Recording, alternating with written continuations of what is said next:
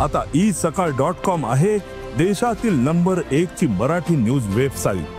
प्रत्येक अपडेटसाठी isakal.com ला नक्की भेट द्या।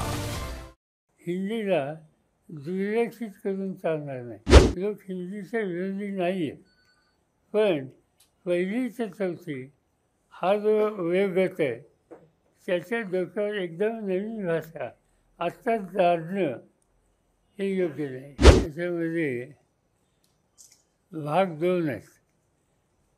पहिली ते चौथी प्राथमिक तिथं हिंदीची सक्ती तिथं करणं योग्य नाही, पण 5वीपासून वर हिंदी ही येणं त्या विद्यार्थ्याच्या हिताच्या दृष्टीने आहे। आज देशामध्ये जवळपास 55% लोक हिंदी बोलतात। दुसरी भाषा अशी नाही आहे की जिथं 55% लोक बोलतात।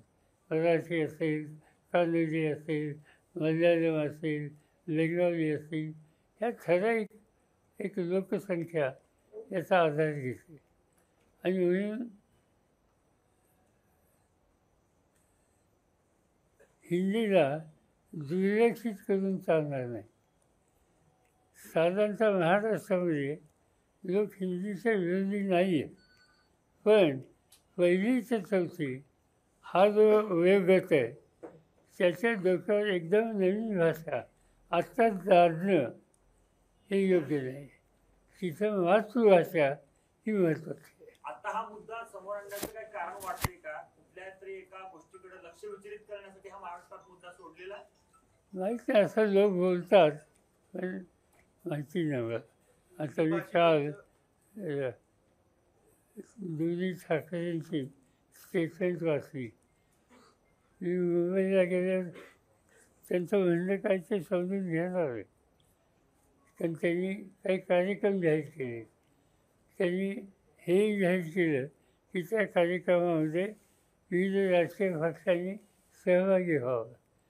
जर सहभागी व्हायचं असेल तर नक्की त्यांचं धोरण काय हे समजून घ्यावं लागेल। मुंबई आणि उपनगरांमध्ये हिंदी भाषिक मोठ्या प्रमाणात आहे आणि त्यांच्या मतांसाठी हे हिंदी सक्तीचं पुढं केलेलं आहे भाजप सरकारने, असं ठाकरे बंधूंनी दावा केला।